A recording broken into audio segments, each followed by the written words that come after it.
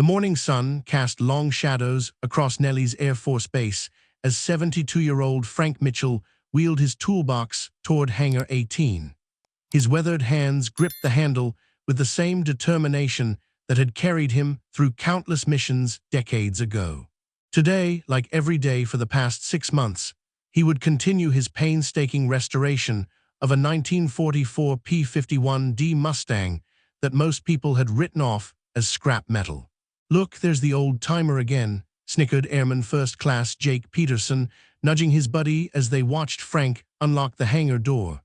"Still thinks he can bring that rust bucket back to life." The young airman had grown accustomed to seeing Frank's daily ritual. He arrived at 700 sharp, worked through lunch, and didn't leave until the sun began to set. They'd watched him methodically strip paint, replace corroded parts, and rebuild the engine with an almost religious devotion. To them, he was just another retiree with too much time and too little sense, chasing an impossible dream. Frank ignored their whispers. He'd heard worse during his 30-year career in the Air Force. What these young men didn't understand was that this particular P-51 wasn't just any aircraft to him. Serial number 44 to 74,936 had been his wingman Lieutenant Tommy Rodriguez's bird during their tour in Korea. Tommy never made it home, but his plane had somehow survived in a boneyard for 70 years, waiting for someone who understood its value. The Mustang's aluminum skin was pitted and scarred, its once proud olive drab paint faded to an indeterminate gray-green. The cockpit instruments were frozen in time, their needles pointing to readings from a war most people only knew from history books. But Frank saw beyond the corrosion and neglect.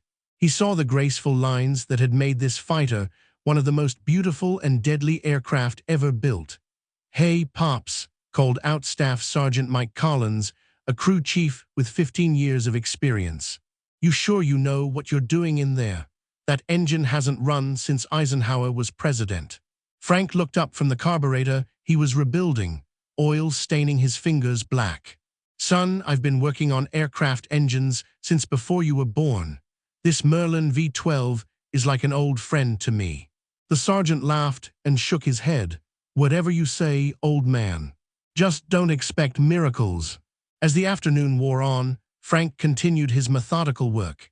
Each bolt he removed, each component he cleaned and restored brought back memories of his service days. He remembered the smell of high-octane aviation fuel, the thunder of Merlin engines warming up for dawn patrols, and the faces of young pilots who trusted their lives to the machines he maintained. The hangar grew quiet as the day shift ended and evening approached. Most of the airmen had gone home to their families, but Frank remained, working by the harsh light of shop lamps. He was installing new spark plugs when he heard footsteps behind him. "Working late again, Mr. Mitchell." Frank turned to see Lieutenant Colonel Sarah Williams, the base's deputy commander. She was one of the few officers who treated him with genuine respect, perhaps because she understood the dedication it took to keep old aircraft flying. "Yes, ma'am," Frank replied, wiping his hands on a shop rag. "This old bird has been waiting long enough to fly again." Colonel Williams walked around the aircraft, noting the progress Frank had made. The wings had been stripped and recovered, the landing gear rebuilt, and the propeller restored to its original luster. "You've accomplished more in 6 months than most restoration projects manage in years. Time isn't something I have in abundance anymore, Colonel. Every day counts." As she left, Frank returned to his work, unaware that his dedication would soon capture the attention of someone who would change everything, and finally reveal the true depth of his remarkable past. The Nevada desert air was crisp as Frank worked alone in Hangar 18, the only sounds being the methodical clicking of his ratchet wrench and the distant hum of base operations. It was past midnight, but sleep had become elusive since his wife Margaret passed away 2 years ago. The restoration project filled the emptiness left by her absence and gave purpose to his remaining years. Lieutenant Daniel Hayes, fresh out of the Air Force Academy and assigned to his first duty station, was completing his final security rounds when he noticed the light still burning in the hangar. His curiosity piqued. He approached the open door and peered inside. "Sir, you know the hangar is supposed to be secured after 2200 hours, Hayes said, his voice carrying the crisp authority of a newly commissioned officer. Frank looked up from the engine compartment where he was adjusting the timing mechanism. "I have written permission from Colonel Williams to work extended hours, Lieutenant. The paperwork is in my toolbox if you'd like to see it." Hayes stepped closer, his eyes drawn to the gleaming aircraft. "Is this really a P-51 Mustang? I studied these in my aviation history classes." 1944 P-51D, to be precise, Frank said, his voice softening slightly. "Manufactured in Inglewood, California, by North American Aviation. This particular bird saw action in both World War II and Korea." The lieutenant walked slowly around the aircraft, marveling at the restoration work. Every rivet was perfectly aligned, every surface polished to mirror brightness. "How do you know so much about this specific plane?" Frank's hands stilled on his wrench. "Because I flew with her wing-to-wing in Korea. Her pilot was Lieutenant Tommy Rodriguez, finest stick-and-rudder man I ever knew." "You were a pilot in Korea?" Hayes asked, his skeptical tone barely concealed. The old man looked more like a maintenance worker than a former fighter pilot. "Among other things," Frank replied quietly, returning to his work. "Tommy was shot down near the Yalu River in December 1952. MiG-15 got him during a bomber escort mission. I saw his shoot, but he was captured and died in a prison camp 6 months later." Lieutenant Hayes studied Frank's weathered face in the harsh hangar lighting. There was something in the old man's eyes when he spoke of his fallen friend, a depth of loss, an honor that couldn't be faked. "What happened to you after Korea?" Hayes found himself asking. "Came back, flew more missions, eventually became a test pilot at Edwards, then moved into training young pilots at various bases." Frank's voice carried decades of experience. 30 years of service before I retired as a master sergeant." The lieutenant's brow furrowed. "Master sergeant, but you said you were a pilot. Officers don't retire as enlisted men." Frank set down his tools and looked directly at the young officer. "Son, in my day, some of the best pilots in the Air Force were enlisted men. We flew combat missions, test flights, and training sorties just like the officers. The Air Force was different then." Hayes felt a flush of embarrassment at his assumption. His academy training had taught him about the history of enlisted pilots, but he'd never met one. "I apologize, Sergeant Mitchell. I didn't mean to imply." "No offense taken, Lieutenant. Most people don't know about the enlisted pilot program."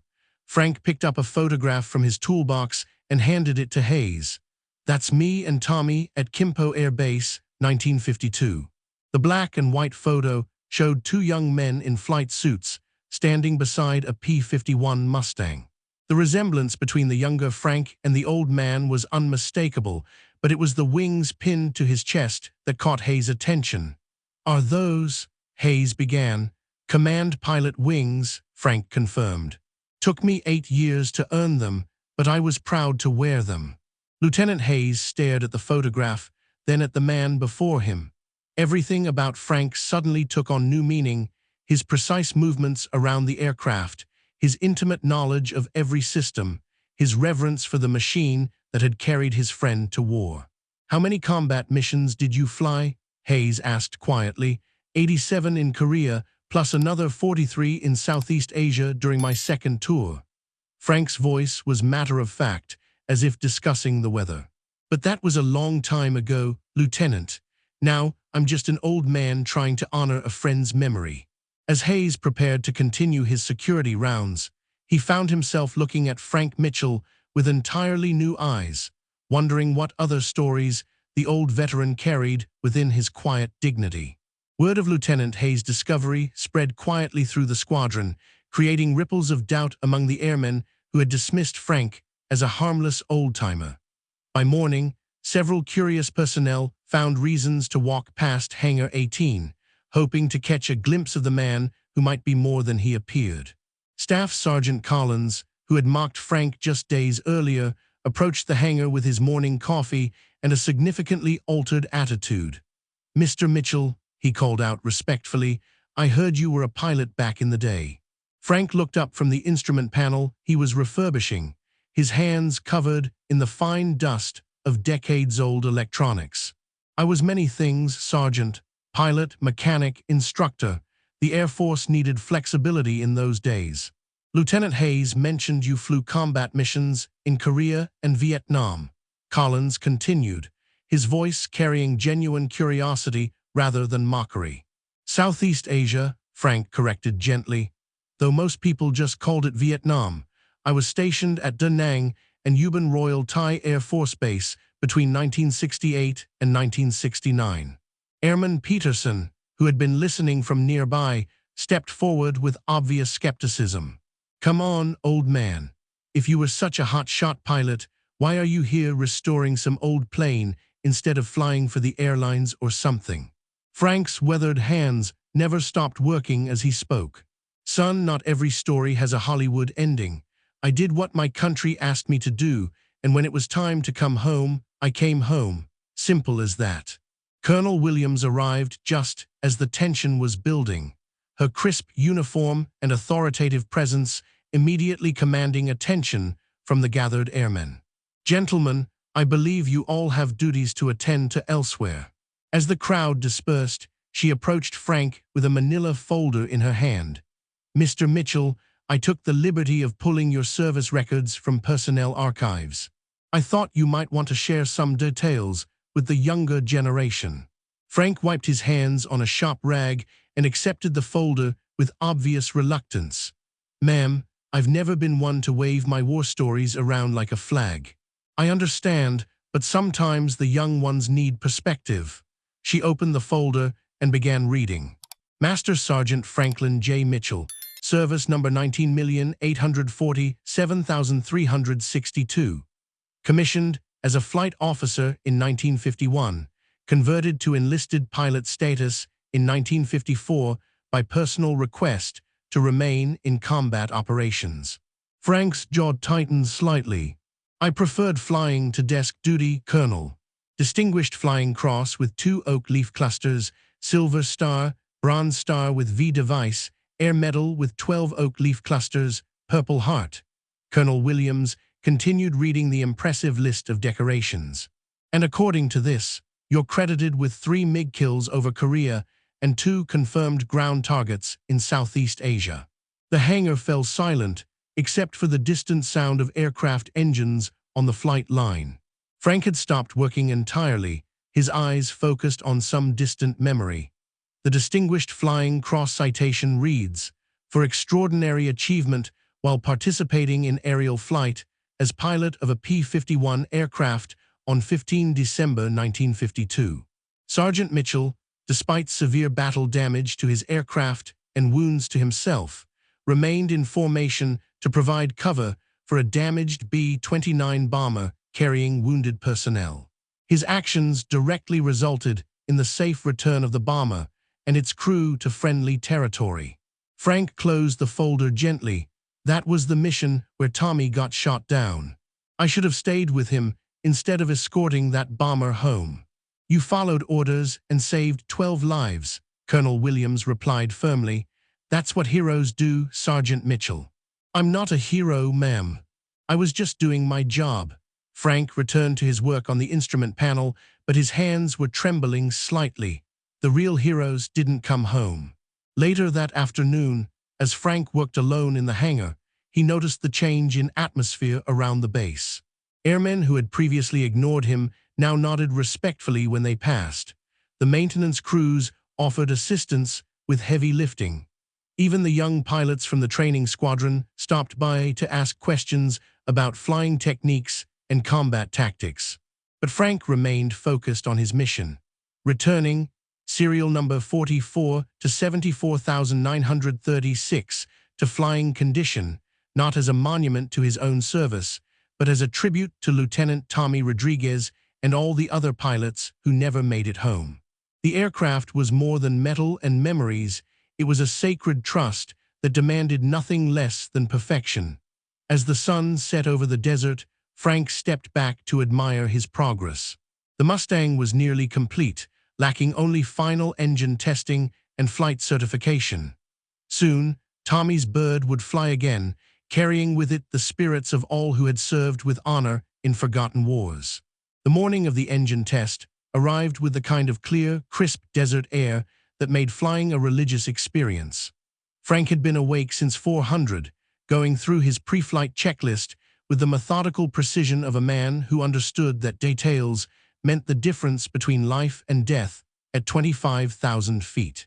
Word of the test had spread throughout the base, and by 800, a small crowd had gathered around Hangar 18.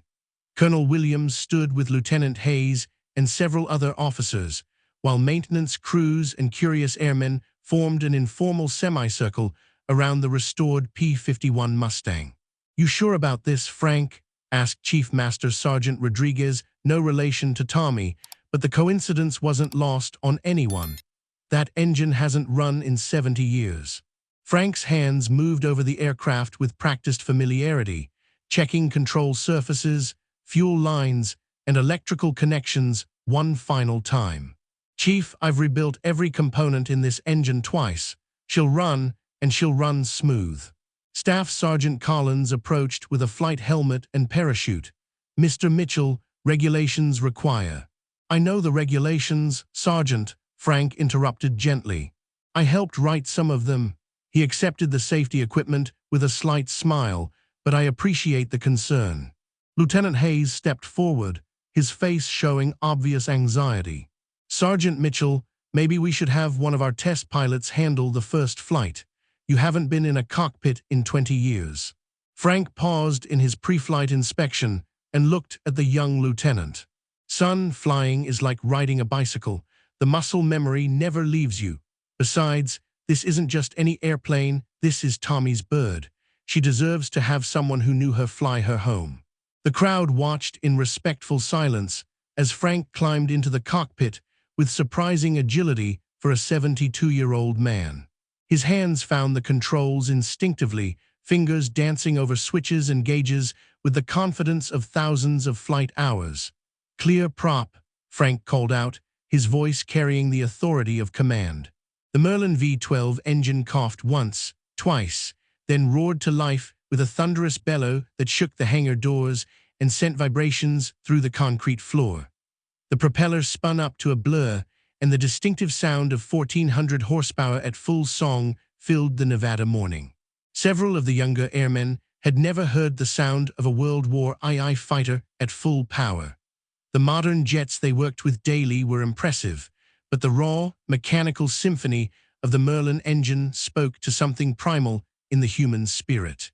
Frank ran through his engine checks with clinical precision, monitoring oil pressure, coolant temperature, and fuel flow.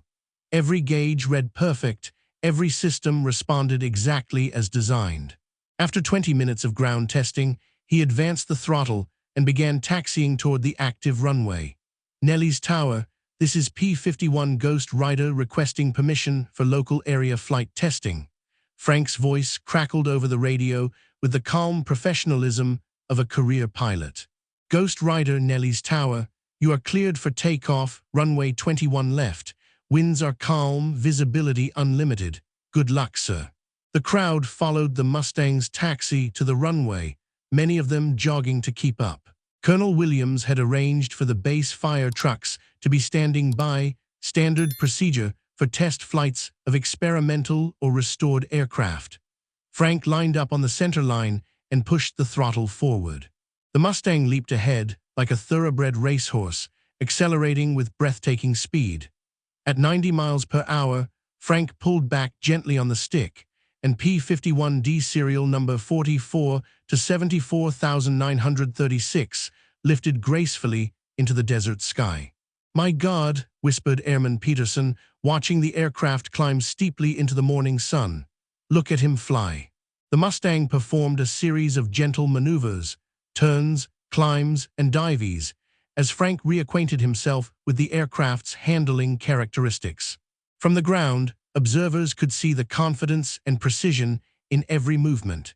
This wasn't an old man struggling with unfamiliar controls. This was a master pilot demonstrating why he had earned the right to wear command pilot wings. After 30 minutes of flight testing, Frank brought the Mustang back for a perfect three-point landing, the aircraft touching down exactly on the 1,000-foot marker with barely a chirp from the tires. As he taxied back to the hangar, the gathered crowd erupted in spontaneous applause.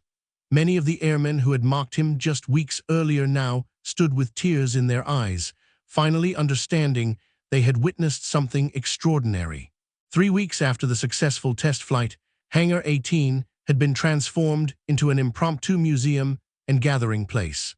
The fully restored P-51D Mustang sat gleaming under the overhead lights, its olive-drab paint scheme and authentic markings drawing visitors from across the base and beyond.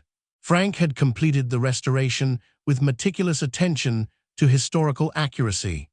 The aircraft bore the markings of the 51st Fighter Interceptor Wing, Tommy Rodriguez's unit from Korea. Even the nose art, a pin-up girl named Desert Rose, had been carefully reproduced from photographs Frank had kept for 70 years. Sergeant Mitchell, Colonel Williams approached with a distinguished-looking civilian in a blue suit. "I'd like you to meet Dr. James Patterson from the Smithsonian's National Air and Space Museum." Frank wiped his hands on a shop rag and extended his hand to the visitor. "Doctor, what brings you to Nevada?" "Your airplane, actually," Dr. Patterson replied with obvious admiration. "Colonel Williams sent us photos of your restoration work. We've been looking for a P-51D with documented combat history for our new Korean War exhibit, and this aircraft appears to be exactly what we need." Frank's expression grew thoughtful. "What exactly are you proposing, Doctor?" "We'd like to acquire the aircraft for permanent display in Washington. We understand the personal significance this plane holds for you, and we're prepared to offer fair market value plus a substantial donation to any veterans charity you choose." The hangar fell quiet as several airmen and officers waited for Frank's response. The offer represented validation of his months of painstaking work and would ensure the aircraft's preservation for future generations. Frank walked slowly around the Mustang, his weathered hand trailing along the polished aluminum skin. "Doctor, this airplane isn't for sale. Never was, never will be." Dr. Patterson looked surprised. "Mr. Mitchell, I understand your attachment to the aircraft, but consider the educational value." "You misunderstand me, Doctor," Frank interrupted gently. "I'm not keeping this bird for myself. I'm donating her to the Base Heritage Center right here at Nelly's. Tommy Rodriguez trained here in 1951 before shipping out to Korea. This is where she belongs." Lieutenant Hayes stepped forward. "Sergeant Mitchell, that's incredibly generous, but the base doesn't have funding for aircraft maintenance or—" "Already taken care of, Lieutenant," Frank replied with a slight smile. "I've established a trust fund for her upkeep, and I'll be staying on as volunteer curator. Colonel Williams has approved my request for base housing in the retired enlisted quarters." Over the following months, Frank's story spread throughout the Air Force community. The restored P-51D became the centerpiece of Nelly's Air Force Base's Heritage Center, drawing thousands of visitors annually. But more importantly, it became a teaching tool that Frank used to educate young airmen about military aviation history and the values that define the greatest generation. Every Saturday morning, Frank conducted tours for base personnel and their families, sharing stories not just of his own service, but of the countless men and women who had served with distinction in forgotten conflicts around the world. The young airmen who had once mocked him now brought their children to hear his stories. "The real heroes," Frank would tell each tour group, standing beside Tommy Rodriguez's restored fighter, "are the ones who didn't come home.